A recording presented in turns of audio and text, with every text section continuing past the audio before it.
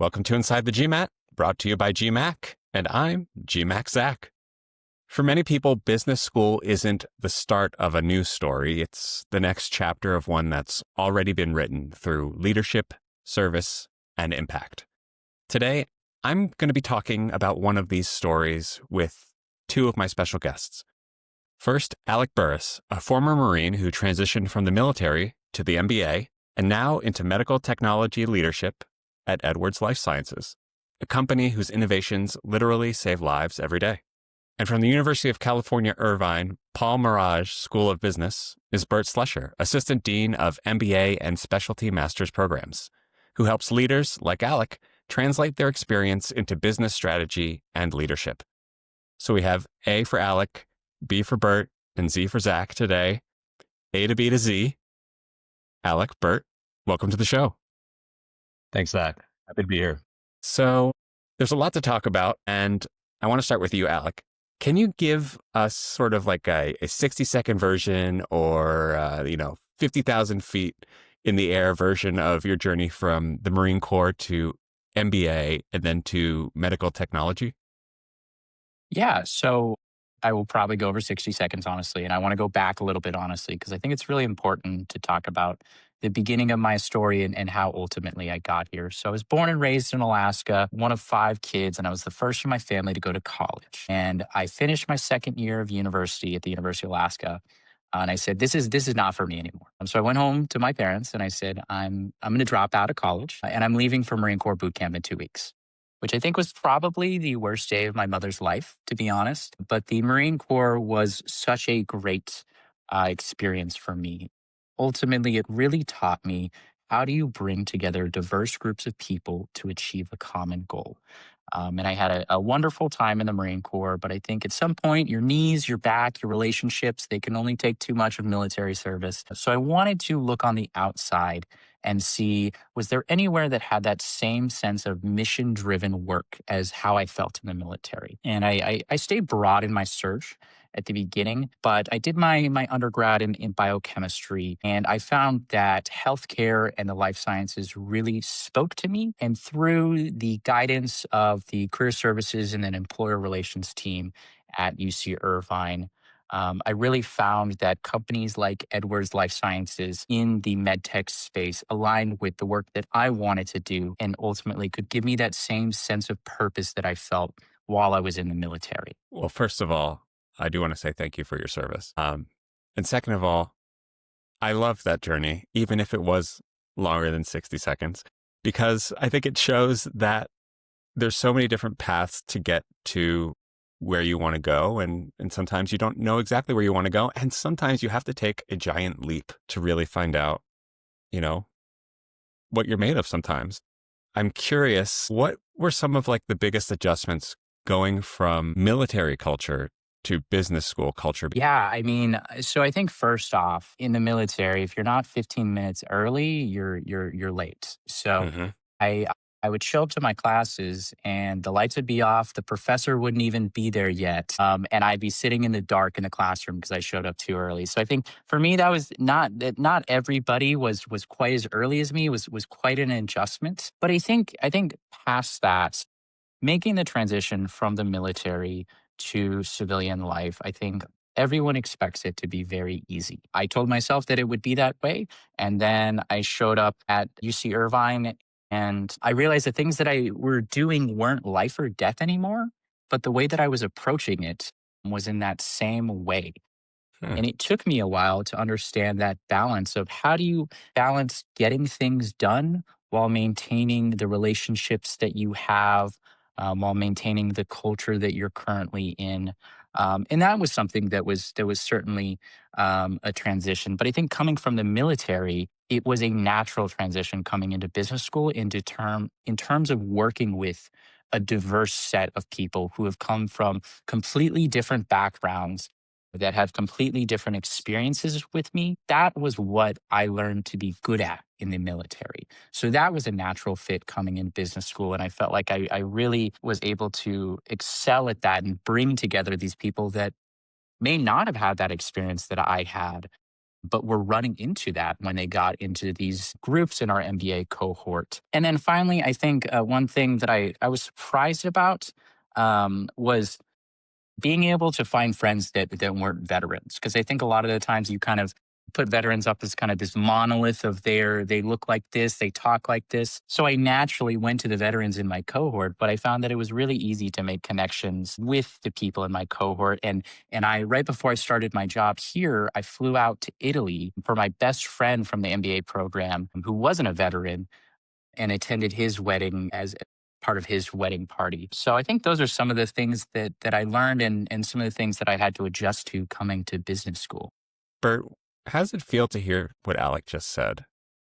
I imagine that there must be an element of pride that you feel.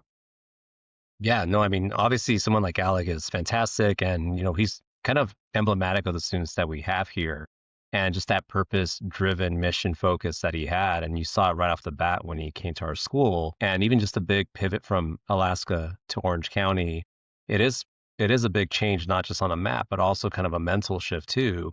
And just to give kind of a sense of my background for the veterans side, and we've launched a Merage for Veterans initiative. And Alec, even next week during Veterans Day week, we're going to have a few ceremonies here at UCI on that side.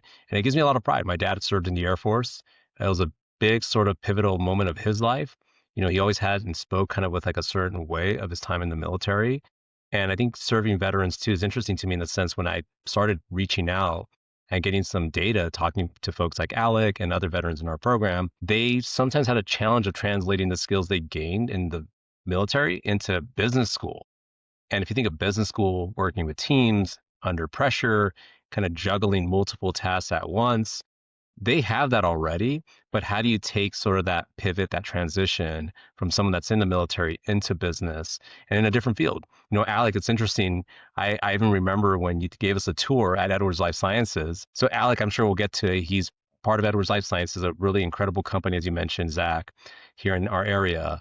But he did the tour to a level where even I was impressed, just in terms of like, are you working here already, Alec? And this was before he had his full-time position there. And just the way he kind of approached that opportunity, he was very thankful, appreciative, but also the value he added immediately. It felt like you were at the company already for a decade with the tour that you gave us already, Alex. So that's what it means to me. So, just to give you a sense, we have about 300 veterans that have come through our business school here.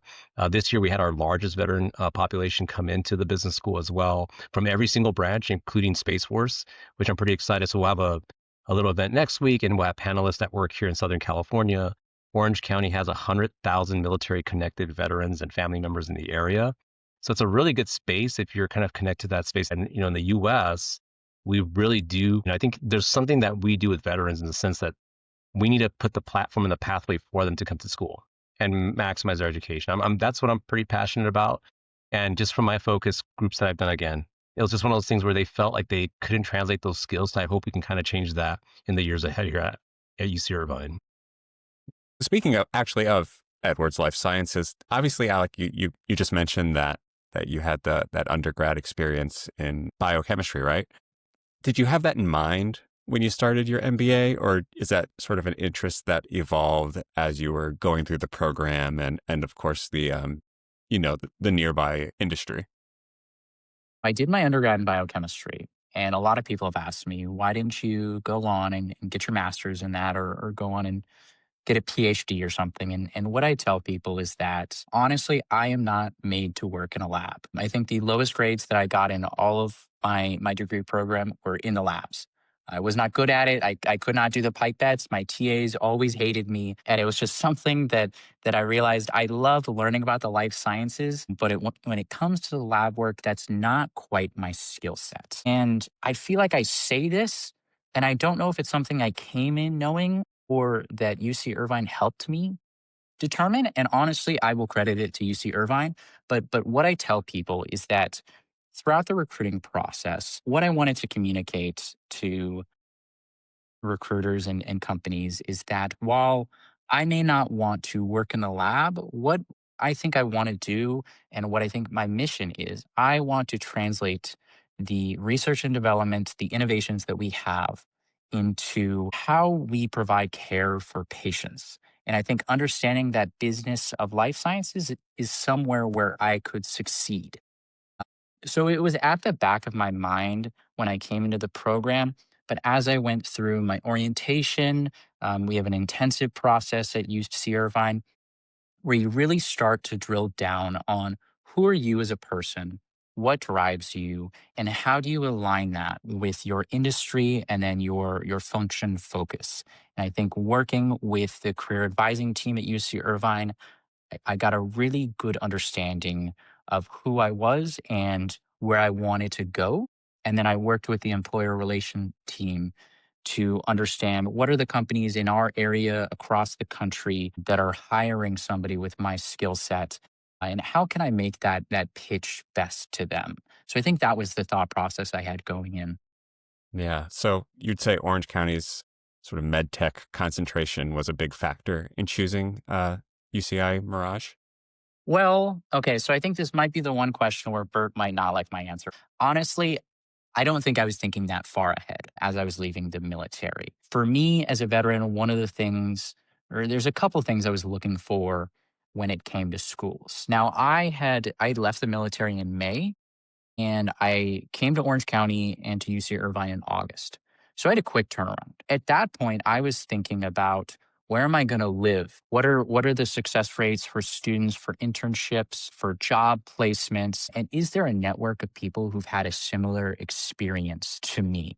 And I think those were the kinds of questions that I was asking as I was coming in. And I was honestly pleasantly surprised to find that in the local area, there was this community of businesses that aligned with what I wanted to do. I actually love that answer.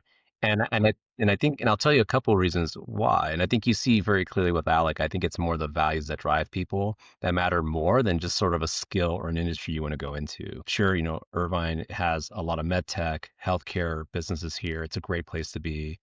There's a lot of finance, real estate, technology first companies as well. So it's a great place to do that. Obviously, the sunshine is a plus. Being 15 minutes from Newport Beach, Laguna Beach, great places. You can go on the weekend. You can go snowing in the winter up in here in Big Bear within an hour. So, we have just really the good location piece. But I think the bigger reason I like your response, Alec, is that when you choose people here for the foundation skills, the economy can shift, as we know. When I was looking back, in terms of even today, November, right? 3 years ago, November 2022 is when ChatGPT was released. But I look at stuff that was in October and August of that time, and people were talking about fintech, blockchain. That's when sort of the Vision Pro and augmented reality stuff was being talked about, and that was going to be the game-changing piece. And now it's like that you hardly hear about it more in kind of the ecosystem of what we're talking about. So you can't always jump for sometimes the new shiny thing, but if you have someone that has a deep value system of understanding how to learn long term, like you do, Alec, that's going to get you further, I think, because obviously within another few years, how are we going to use AI in companies? And I think you think about that quite a bit, Alec, right? I'm sure at Edwards Lifesciences, that company's been there for many, many decades, and it's doing heart valves to save people's lives, literally to save people's lives. But how will you use AI to continue to do that product to make it even better? But you still need that domain knowledge. You still need to know how to think and critically think and evaluate in the market. And even if you're using AI tools, my assessment is that the people that are doing a lot better now, the companies that are doing a lot more value added activity are the ones that have a strong foundation. So even your story, Alec, of coming in here with an idea of what you wanted to do, whether even Edwards Lifesciences was even on your radar, but it aligned and it makes sense now, just knowing you and your mission driven purpose, like why that connected, right? And I love that. I mean, obviously every different company is going to have a reason for a student to maybe be a good fit. Like when I hear it now, after you're there now, it's like, of course it makes sense. But during that process, you have to discover yourself. So I feel like chasing the more shiny location or people coming like, I want to work for this company and that's all I'm going to have on my radar. I'm not sure that's the best way to do it because I mentioned like, 3 years ago and 1 month, we weren't even talking about ChatGPT. And now that's literally AI is all people can talk about, right? So I feel like there's, I always think about this quite a bit and we're a digital first school and, we have leadership for a digitally driven world. But what does that mean? I think it's like, how do you use tools to really improve yourself and actually get your domain knowledge to another level? Bert, can you give us a sense of how UC Irvine sort of translates its location and its, student first approach into opportunities for all of your MBA students? Yeah, so I think Alec kind of hit on that. And, really that personal access, that one-on-one individual coaching, understanding sort of where a student's coming from, the work experience. I think Alec hit on something really critical. And I think it's a testament probably to being more open, is that you may be good at something that got you here, but that's probably not going to get you to your end goal. And that's a very customized sort of journey to get to that position. And, our network here, I think what's interesting with Irvine and Orange County, I think a lot of people come from all over the world. We have, 30 countries represented at our school. And people really, once they get here, want to make their life here and put their roots deep down here. And you can do that. I think the city itself is driven by probably three pillars like education, business, but also kind of innovation. If you connect with that, that's probably a right place for you to be. And I've seen that. I mean, I came to UCI as an undergrad, obviously working with people like Alec that are just driven and mission purpose focused.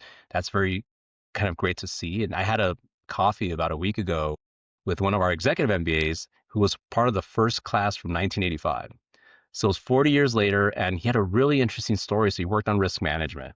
So he worked for the Federal Reserve, worked for like savings and loans, more on the other side of coming in and cleaning up those messes. And he had just a really interesting thought process, and just hearing his story. He's out here in LA now, and he's still he still wants to get back to the school. He's like, Burt, how can I give back? How can I connect? There's always people that want to stay connected, even like Alec, for example, that he's now an alum of our MBA program, and he's here on a Friday and sharing his wisdom and thoughts. I think that's kind of the culture that we have here at UCI. We're a top 50 business program, but we're a small program relative to other schools. And you get that personal touch if you decide to do any of our graduate programs here as well. Yeah. When I think back on my experience in business school, I don't usually think of the coursework or the tests, stuff like that. I always think about the professors, the clubs, the site visits, and, all the career services that helped me get to where I wanted to go. And, I had the best professors. I had the best director of the program. Shout out Michael Clayton. You're the man. And those are the things that really made my experience so worthwhile and so memorable. And both of you as alums, I'd love to hear a little bit more about those maybe almost sometimes underrated elements of an MBA program at a school, like how they were able to help you sort of leverage this degree more. Yeah, I mean, I think every MBA program talks about their network of alumni. And I personally am not a person that's big into talk. I'm big into action. My first experience with Edwards Lifesciences was the info session that was hosted on the UCI campus by a MBA grad. And coincidentally, I actually hosted that same info session for UCI this last week. And I think things like that just speak to the power of the alumni network at UC Irvine, where people truly want to give back to the program that helped them in so many ways. During my first year, I had the opportunity to go on what we call the Tech Trek, where we go up to the Bay Area and we went to so many of the large tech companies out there. And the only reason that we were able to do that is because we not only had a wonderful employer relations team, but we have a network of alumni who are at every single one of those companies. And we did a little networking session once the trek was complete. And it was something like 40 or 50 alumni from all of these top companies that you hear about every single day who wanted to talk with the first year MBA students to hear about their experiences and to help them in any way, to connect them and refer them and get them opportunities so that they can continue that network. And I think that's something that's really special and that I've truly found at our program. Burt, do you co-sign? I do. No, and even remembering the classes, and I guess when I finish this thought, I'm really curious to hear from Alec in terms of if there's a class that stood out for him. And you mentioned, Zach, like a professor by name, how impactful that was.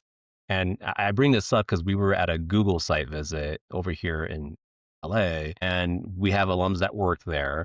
And it was just really interesting to kind of hear their perspective because we took a few of our MBAs to the site visit, and some of them had very technical backgrounds. So some of their questions were very much about what AI systems were they using? How did they craft Gemini? What was the actual like LLM kind of emphasis?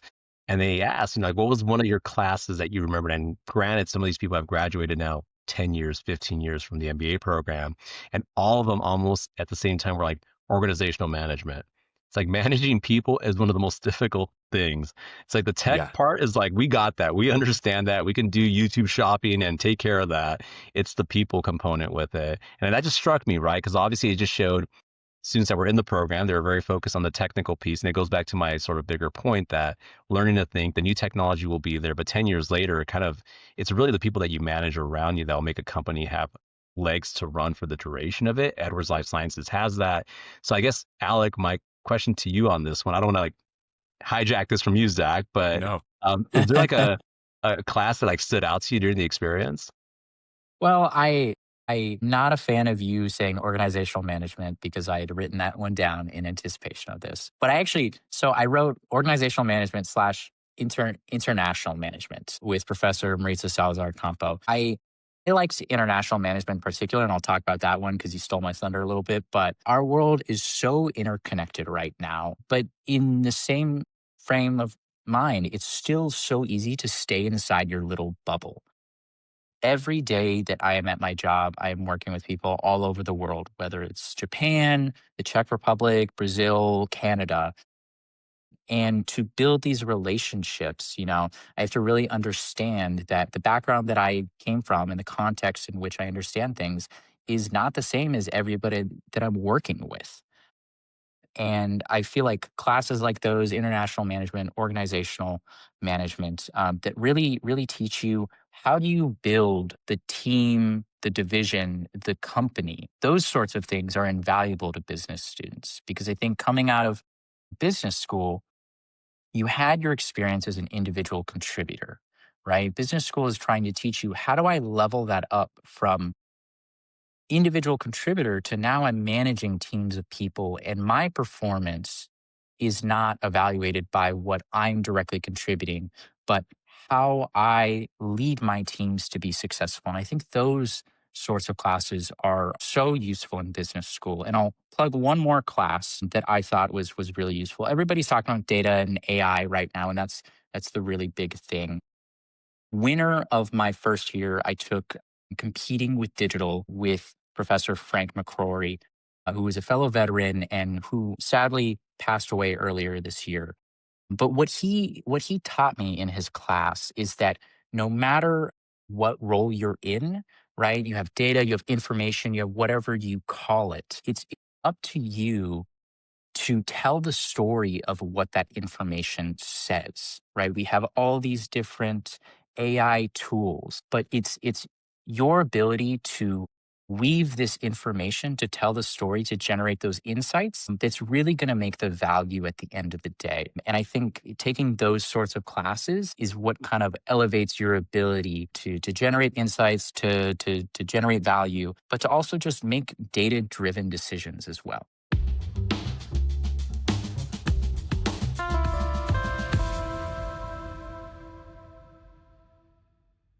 How does working in an industry that, like we've mentioned, like actually saves people's lives change your perspective on business strategy and the leadership that you were taught in your program? Yeah, I mean, I think my mindset on a lot of things has changed coming over to Edwards Lifesciences. I did my internship on a sales operations team, and I came in thinking sales is very different. To me, sales was a guy outside a military base trying to sell me a car, which is very different than the clinical focus that we have to medical sales. So I think throughout this entire process, my perspective has changed. Maybe if you ask me a year from now, I'll give you a different answer. Part of the credo at Edwards Life Sciences is helping patients is our life's work, and life is now. And I think when we talk about business strategy and leadership, that means a few things. The first thing is that it means that we need to clearly identify the scope of our work, right? At Edwards, we are singularly focused on structural heart disease. We built a competency around that. And everything that we do feeds back into that competency and makes us better. And second, I think it means that we have to be willing to take risks and take on large and complex problems. where there might not be an existing therapy, right? And in that case, we need to be the ones that are willing to lead the development of that therapy. And I think that's because ultimately we owe it to those patients, because there are those out there right now who have different forms of structural heart disease that currently don't have treatment. And we want to be the leaders in that space to provide them the path to that treatment. You sort of touched a little bit on this, Bert, but what are some of like the unique strengths that veterans bring to the MBA classroom and their cohorts? Yeah, I think it's one of those things where we have a lot of military connected students here in our program. I think what they bring is definitely the mission driven focus, which aligns very well with our school's mission driven focus. They also bring sort of a practicality of working with teams under really challenging situations. And I'm sure Alec can probably give you some examples. And our job, at least as educators, is how can they translate this probably very unique experience to more of the civilian workforce? And that's not always a very easy thing to do. I'm not sure if many schools probably make this intentional on their back, and we try to as much as we can. And I think that's why many of our veterans, whenever we put a call to like, hey, can we get a veteran to come on and support us? I'm always surprised like the take rate of veterans versus just general population is way higher. Like they just raise their hands like, when do you need me? Do you need me on Saturday? Do you need me at 9 p.m. at night? Do you need me to fly down with you? We had one of our veterans, for example, we were doing an event in Mexico City and our hotel was right next to the embassy. And I sent her an email. She's like, Bro, I would love to go to that event, but I'm actually in Mexico City. And I'm like, well, guess what? I'm going to be in Mexico City. And we connected there. And she gave us like a tour there. We made that nice kind of like organic connection there. And she's out in Tennessee, but it was just really nice to see like someone even across the globe, like that quickly just hop on an email and say like, yeah, let me know when you're here and here's my WhatsApp number and, we'll make it happen. And she did. For other veterans or even other people who are interested in dramatically changing their career, for those people listening, what is the ROI story for an MBA when pivoting into a completely new field? Yeah, I mean, I think it's worked out very well for me. I certainly can't complain. I think I want to talk a little bit about kind of the intangibles when you talk about ROI. And I think that goes back to what I was talking about with coming into an MBA program. You have the opportunity to sample different functions and industries that you might never have the opportunity to do so again. Right? You may have worked in one industry or function before, but through an MBA program, you have the opportunity to network with, to do info sessions, to do site visits, right, with these companies that you might have never had the opportunity to get your foot in the door before. So I think just from an ROI perspective on being able to broaden your mindset and kind of drill down like we talked about and identify who you are, I think that's something that's really invaluable because honestly, I don't want to look back 40 years from now and say, well, I never had the opportunity to make a career pivot and this was all wasted time. I was just earning money. But the opportunity to identify where you belong and then to see that through, I think is something that a lot of people, right? It's something you have to take a chance on, and it might be a little risky, but if that's something where you look back on later in your career and you regret, that's not something I want to have a regret about. And I think it's worked out very well for me with my current program. And I'll speak, I guess, just generally about my program. But I'm in the Strategic Leadership Development Program at Edwards Lifesciences. And I think at any company, a leadership development program is such a great opportunity for MBA students because you will go through different rotations depending on the time length. So I do 4 6-month rotations around the company where I get to try out different functions. So I do 6 months, I'm on a strategy team right now. The next 6 months, I might be on an upstream or downstream marketing team. I might go to a sales operations team to really get a holistic view of the company. And then additionally, identify further more than I already did in my MBA program within this company, where do I want to end up? So when you have an opportunity like that in front of you coming into an MBA program, I think that's a great ROI at the end of the day. I love that response, Alec, and I think I really appreciate that you went to the intangibles first with it. And obviously, for an MBA degree, Zach, like probably a lot of folks out there are looking at the ROI piece, and out of a top 50 business school, you can go on US News and see it very clearly, kind of in your face. But one of the rankings, at least for UC Irvine in general, that I'm pretty proud about is sort of there's a mobility ranking that comes out every year from like the New York Times with that. But it looks at people when they started their education and then 10 years out. And UCI is one of the top like 10 in that space in terms of getting people from where they started to where they're now 10 years later, right? And it's really difficult, I think, to see ourselves in the future, right? Like to say, where am I going to be in 10 years from now? Like in 2035, it's really hard to forecast that. But that also just, I think it goes more to that core value piece of what Alec was talking about, that sure, you can look at the 1 year immediate ROI and sure, we're like in a good spot there. Our rankings are strong, but that longer 10-year focus, because I think when you invest in grad school, you're probably investing for the life of your journey. It's not just like right now, I'll get this. I think that's the immediate ROI, but there's a longer term ROI that maybe is a little bit more subjective or maybe a little bit more difficult to find in a rankings publication. And I think Alec just hit upon that, right? Like, when you hear him speak and even just that tour, I remember that you did again, Alec. It's like, I feel like, yeah, like I want to work at Edwards Lifesciences, right? And now you're there working. This is like a couple years later, right? It happens so quickly. And now you're probably, like you said, talking with people, teams in Czech Republic and other places where they're trying to like help their people in their countries as well, right? The world's a big place, and one of the global pieces, and I think you mentioned the international component of it. We do international residentials. We take our teams globally. We have 30 countries represented here. I think that's also one of the beauties of being here in Southern California, that the world kind of comes to us here. So even within your classes, I'm sure, Alec, you've met people that were international students that were fantastic and stars within their own countries, and they're here. And you learn a lot from your classmates as well, too. Yeah, absolutely. I 100% agree. So as we wrap up here, if someone's listening to this episode and Alec, they're inspired by your story, they want to follow your path, what would you tell them is step number one? Okay, so I feel like this is such like a easy and hard question at the same time. This is a hard-hitting podcast, so Yeah, absolutely. I mean, the first step is reaching out. And I say that as somebody who came out of the Marines as a big, tough, strong Marine, but I cannot overstate how at certain points throughout my MBA application and recruiting process, I felt scared, I felt nervous, I felt embarrassed because I gave the worst interview answers in the entire world. But I really think that the first step is to reach out and identify that there are people around you who want to see you succeed.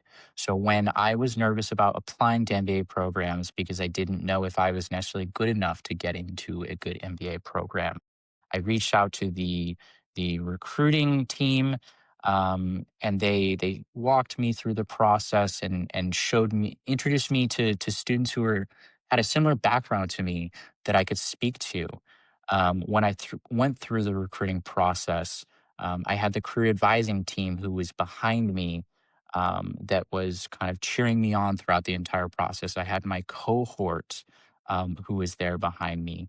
Um, I have seen so many veteran students who undervalue themselves. And I think I had that same experience coming into the MBA program, because you come out of the military and you are one cog in a giant machine. But I really do believe that not only MBA programs, but also companies are looking for that unique experience from veterans. And they want that leadership that veterans have. They want the ability to bring people together to achieve a common goal. So the first step is just to reach out. The worst thing that people can say is no, and you don't want to regret something just because they can say no. Just reach out and talk to us, right? I think sometimes people self-select themselves out. And I noticed that when we did the focus group with some veterans, like I think they did a lot of that, right? So, don't hesitate. We're here to talk with you guys. There's a lot of veterans in our community. They're more than happy to speak with you. They may have very similar questions or doubts that you once had, but your skills, once you break through that ceiling, the sky's the limit, to be honest. So just don't hesitate, reach out. And we'll be happy to connect you with that as well. Again, that was Alec Burris and Burt Slusher from the UC Irvine Paul Merage School of Business. You can learn more about the Merage School of Business at merage.uci.edu. I'm GMAC Zach. Thank you for listening. And remember, your next mission might just start in the classroom and maybe get there 15 minutes early.